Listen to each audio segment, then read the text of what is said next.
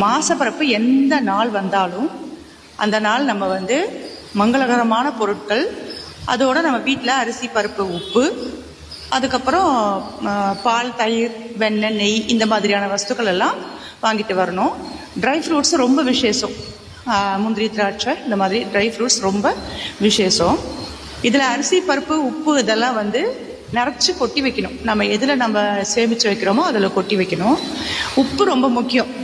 எது வாங்கினாலும் வாங்காட்டியும் உப்பு வாங்கிட்டு நம்ம எந்த டப்பாவில் வச்சுருக்கோமோ அதில் நிறச்சி வைக்கிறதுன்றது ரொம்ப விசேஷம்.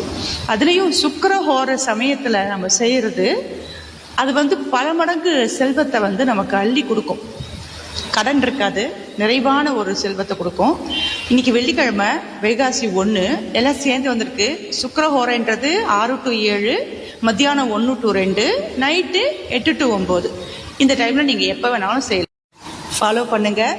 எல்லா செல்வத்தையும் அடைஞ்சு மங்களகரமான வாழ்வை நீங்கள் பெறணும். என்னுடைய மனமார்ந்த வாழ்த்துக்கள்.